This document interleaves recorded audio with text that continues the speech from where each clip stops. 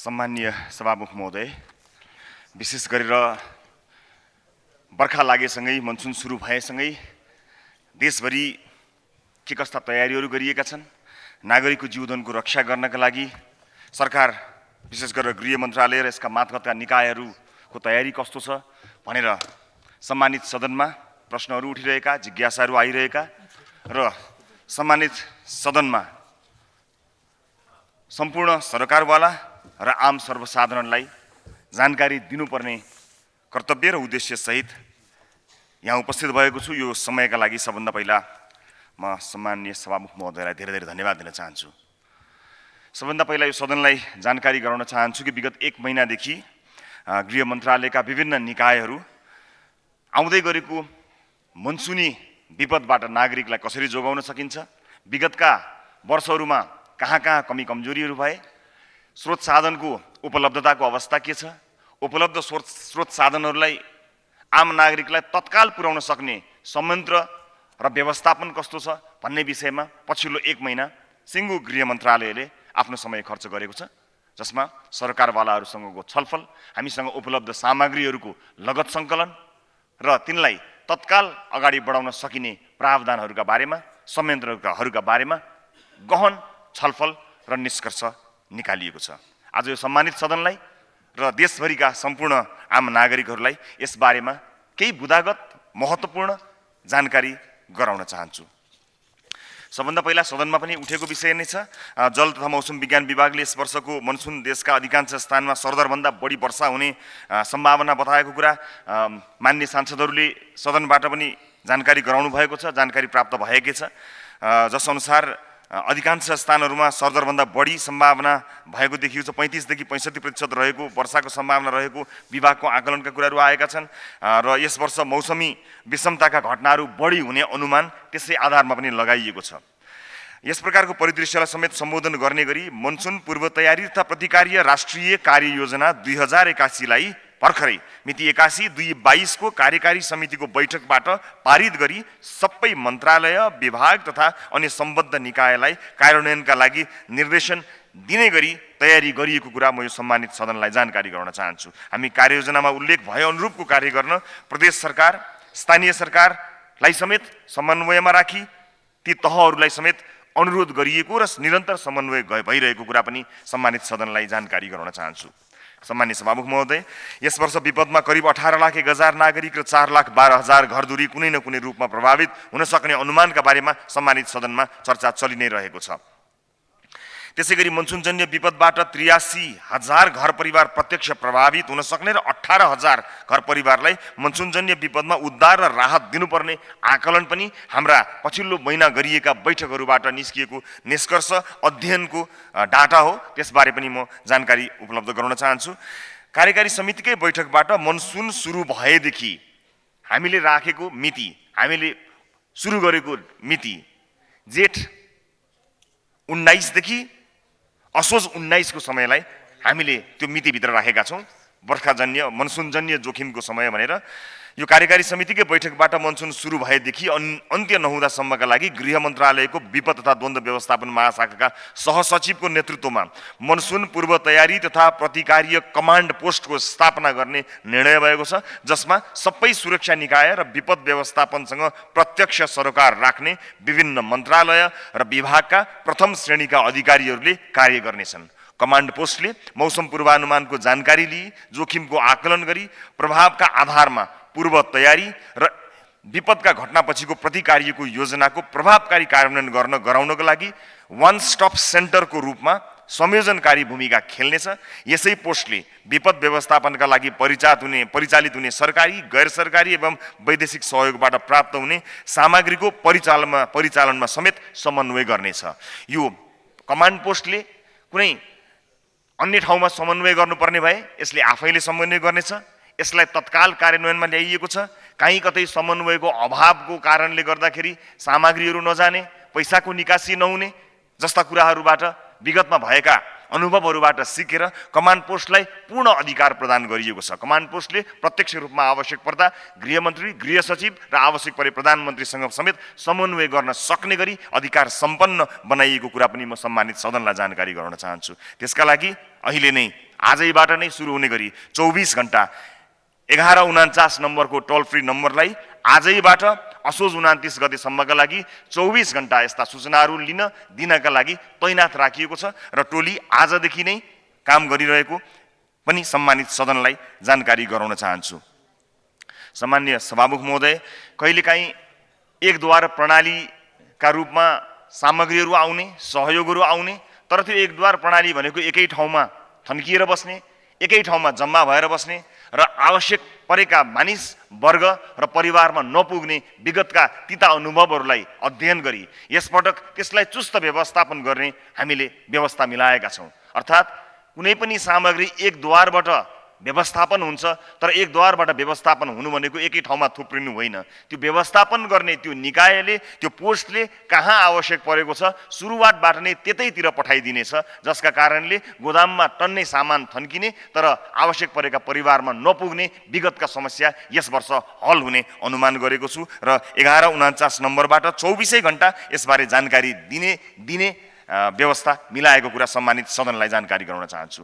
1.5 महिना अघि कार्ययोजना बनाउने निर्णय गरे लगत्तै केही पूर्व तयारीका कामहरू पनि भएका छन्। ढुङ्गा, गिटी, बालुवा थुप्रिएर जोखिममा रहेका खास गरी पुल पुलेसोको सुरक्षाका लागि तत्काल थुप्रिएका सामग्रीहरू नियमानुसार हटाउने व्यवस्थाका लागि सम्बन्धित निकायहरूलाई हराइसकिएको छ, अनुरोध गरिसकिएको छ। सीमावर्ती जिल्लाका प्रमुख जिल्ला अधिकारी तथा सुरक्षा निकायका प्रमुखहरू र भारतका सीमावर्ती क्षेत्रका जिल्ला मजिस्ट्रेट लगायत सम्बद्ध पक्षहरूबीच बैठक गरी नाला तथा ड्रेनेजहरू सफा गराई प्राकृतिक बहावलाई कायम गराउने गरी प्रमुख जिल्ला अधिकारीहरूलाई निर्देशन दिइसकिएको र कतिपय ठाउँमा कार्य प्रारम्भ भइरहेको जानकारी सम्मानित सदनलाई गराउन चाहन्छु। गृह मन्त्रालय प्राधिकरण र सम्बन्धित सरकारवालाहरूको सहभागितामा फ्लाइङ स्क्वाडका रूपमा उच्च जोखिममा रहेका स्थलहरूको अध्ययन गरी जोखिम न्यूनीकरण गर्ने टोली तयारी अवस्थामा राखिएको छ। सम्मानित सभामुख महोदय, 10 वटा सबैभन्दा बढी जोखिमयुक्त ठाउँहरूको अध्ययन गरिएको छ। सबैभन्दा बढी जोखिम भएका ठाउँहरूमध्ये ती 10 ठाउँहरूलाई चुनिएको छ। ती 10 ठाउँमा 5-5 जनाको टोली अहिले नै परिचालित भइसकेको छ। ती ठाउँमा गएर ती परिवारलाई, ती नागरिकलाई यो ठाउँ जोखिमले भरिएको छ, अध्ययनले यसलाई जोखिममा छ भनेको छ, त्यसकारणले बाढीजन्य जोखिम हुँदा, पहिरो आउँदा तपाईहरूले के गर्नुपर्छ, कहाँ फोन गर्नुपर्छ, घरमा कस्ता कस्ता सामग्रीहरू राख्नुपर्छ, महिला बालबालिका अशक्त नागरिकहरूलाई सुरक्षित ठाउँमा राख्नका लागि उनीहरूको सुरक्षालाई प्राथमिकता दिन के कुराहरूको आवश्यकता पर्दछ, सम्पर्क कहाँ गर्ने, विपदका बेलामा राहतका लागि के गर्ने, उद्धारका लागि के गर्ने लगायतका जानकारी विपद पर्नु अगाडि नै दिनको निमित्त टोली अगाडि बढिसकेको छ। 10 वटा ठाउँहरूमा जाने क्रम सुरुवात भइसकेको कुरा पनि म सम्मानित सदनलाई जानकारी गराउन चाहन्छु। नागरिकले सूचनाको अभावमा ज्यान गुमाउन नपरोस्, कहाँ सम्पर्क गर्ने, कसलाई सम्पर्क गर्ने भनेर अन्योलको अवस्था सृजना नहोस् भन्नका लागि यस्तो व्यवस्था गरिएको हो। विपदका बेलामा कसैको टेलिफोनमा ब्यालेन्स सकिएको छ भने यस्तो दूरसञ्चार सेवा प्रदायकहरूले त्यस्ता ठाउँहरूमा ब्यालेन्स नहुँदा पनि टेलिफोन लाग्न सक्ने व्यवस्थाका लागि आवश्यक निर्देशन र समन्वय भइसकेको कुरा पनि म सम्मानित सदनलाई जानकारी गराउन चाहन्छु। सम्मानित सभामुख महोदय, खोज उद्धार र राहतका निम्ति अपुग स्रोत साधनको व्यवस्थापनका निम्ति सहयोगी सङ्घ संस्था, साझेदार संस्थाहरू, ढुवानी र यातायात व्यवसायमा सम्बन्धित केन्द्रीय सङ्घ महासङ्घहरू, निजी हेलिकप्टर कम्पनीहरूको एसोसिएसन आदिसँग बैठक सम्पन्न भइसकेको छ। विपदको अवस्थामा फ्री इमर्जेन्सी कलको व्यवस्थाका लागि सञ्चार तथा सूचना प्रविधि मन्त्रालय, नेपाल टेलिकम लगायत विभिन्न निकायहरूसँगको समन्वय अगाडि बढिसकेको छ। प्रधानमन्त्री दैवी सहायता कोष प्रदेश, जिल्ला र सबै स्थानीय तहका विपद कोषहरूबाट 6 अर्ब 78 करोड 36 लाख रुपियाँ अहिले मौजदात रहेको कुरा सम्मानित सदनलाई जानकारी गराउन चाहन्छु। यसको सही परिचालन गर्न सकियो भने हामी नागरिकलाई राहत उद्धारको कार्यमा तत्काल महसुस हुने गरी काम गर्न सक्छौँ भन्ने कुरा पनि जानकारी गराउन चाहन्छु। चालु अवस्थामा अहिले 12 वटा बेली ब्रिजहरू छन्। अन्य बेली ब्रिजहरूको अवस्था पनि अध्ययन गर्दै बाँकी रहेका बेली ब्रिजहरूलाई पनि स्ट्यान्ड बाई राख्ने निर्देशन दिइसकिएको छ। 12 वटा बेली ब्रिज स्ट्यान्ड बाई छन्। देशका विभिन्न भागमा सडक खोल्नका लागि हेभी इक्विपमेन्टहरूलाई तैनात राखिएको छ। यो सेन्टरले कल गर्ने बित्तिकै त्यो तुरुन्तै अगाडि बढ्ने गरी तयार राखिएको छ। काठमाडौँ र सुर्खेतमा नेपाली सेनाको हेलिकप्टर तयारी अवस्थामा राखिएको छ। सेनासँग रहेका अन्य सबै हेलिकप्टरहरू परिचालन गर्न सकिने कुरा नेपाली सेनाले प्रतिबद्धता व्यक्त गरिसकेको छ। खाद्य व्यवस्था तथा व्यापार कम्पनी लिमिटेडसँग 73,670 क्विन्टल चामल अहिले मौजदात रहेको छ। त्यसैगरी विभिन्न गोदामहरूमा 46,740 त्रिपाल, 8,351 tent, 17,355 blanket, 6,160 sleeping mat, 5,523 shelter kit र 2,102 सेल्टर उपकरण, 8,603 भान्सा सम्बन्धी सरसामानको सेट, 33,931 हाइजिन सेट मौजदात अवस्थामा तयारी हालतमा रहेको कुरा सम्मानित सदन मार्फत आम सर्वसाधारण लगायत माननीयज्यूहरूलाई जानकारी गराउन चाहन्छु। मनसुनजन्य विपदमा खटिन सक्ने जनशक्तिको कुरा गर्दा नेपाली सेनाका 10,847, नेपाल प्रहरीका 10,585, सशस्त्र प्रहरी बल नेपालका 1,924 तालिम प्राप्त जनशक्ति तयारी अवस्थामा रहेका छन् भने विपदका समयमा सुरक्षा निकायका थप जनशक्ति पनि आवश्यकता अनुसार परिचालन हुने गरी तैनात अवस्थामा रहेको कुरा सम्मानित सदनलाई जानकारी गराउन चाहन्छु। स्वयंसेवकहरू परिचालन गर्न एउटा सूचना प्रणाली व्यवस्थित गरिएको छ, जहाँ 1 लाख भन्दा बढी स्वयंसेवकहरूले नाम दर्ता गराइसकेका छन्। विपद जोखिम न्यूनीकरण तथा व्यवस्थापनमा राज्यका निकायहरूका अतिरिक्त राजनीतिक पार्टीहरूको पनि भूमिका उल्लेख्य रहेको छ र दायित्व पनि बन्न आउँछ। राजनीतिक दल सम्बन्धी ऐन 2073 मा सबै राजनीतिक दलमा विपद व्यवस्थापन सम्बन्धी विभाग रहनुपर्ने प्रावधान छ। सोही अनुरूप भोलि सबै राष्ट्रिय राजनीतिक दलका विपद व्यवस्थापन विभाग वा समितिका प्रमुख तथा सदस्यहरूको बैठक राखेको कुरा पनि सम्मानित सदनलाई जानकारी गराउन चाहन्छु। म खास गरी यस वर्षको मनसुनजन्य विपद जोखिम न्यूनीकरण गर्न अथवा विपदका घटनाहरू हुँदा प्रतिकार्यमा यो सदनमा रहेका सबै राजनीतिक दल र नेतागण एवं सबै पार्टीका कार्यकर्ता शुभेच्छुक शुभचिन्तकहरूलाई चासो र चनाखोका साथ सक्रिय रूपमा सहभागी भई सहयोग गर्नुहुनेछ भन्ने कुराको अपेक्षा पनि गर्न चाहन्छु र सबैको साथ र सहयोगको लागि अपिल पनि गर्न चाहन्छु। सम्मान्य सभामुख महोदय, आज निजी क्षेत्रको सहयोगको पनि हामीलाई निकै खाँचो रहेको छ। उद्योग वाणिज्य महासंघ र नेपाल चेम्बर अफ कमर्सका पदाधिकारीहरूले कार्यकारी समितिकै बैठकमा उपस्थित भएर थप सरकारको तयारी बाहेकका थप सहयोग र जिम्मेवारी दिन हामी के गर्न सक्छौँ भन्ने कुराको आफैले सक्रियताका साथ माग गर्नुभएको छ। म उहाँहरू लगायत सम्पूर्ण निजी क्षेत्रलाई धन्यवाद दिन चाहन्छु र हामीले उहाँहरूबाट खास गरी खाद्य सामग्री एवं राहत सामग्रीको ढुवानी लगायतका विषयमा सहयोगको अपेक्षा गरेको कुरा पनि सम्मानित सदनलाई जानकारी गराउन चाहन्छु। सूचना तथा सञ्चारको विषयलाई पनि हामीले गम्भीरताका साथ लिएका छौँ। जल तथा मौसम विभाग र दूरसञ्चार प्राधिकरणको समन्वयमा विपदको जोखिमबारे आम जनमानसलाई निरन्तर सूचना प्रवाह गर्नका लागि कमान्ड पोस्टले आवश्यकता अनुसार आजैबाट दैनिक प्रेस बुलेटिन पनि जारी गर्ने कुराको जानकारी सम्मानित सदनलाई गराउन चाहन्छु। सर्वसाधारणले आजैबाट मनसुनबारे 1149 नम्बरको टोल फ्री नम्बरमा फोन गरेर पैसा नलाग्ने यो नम्बरमा फोन गरेर विभिन्न बाढी सम्बन्धी सूचना पाउन सक्ने हुने कुराको पनि जानकारी गराउन चाहन्छु।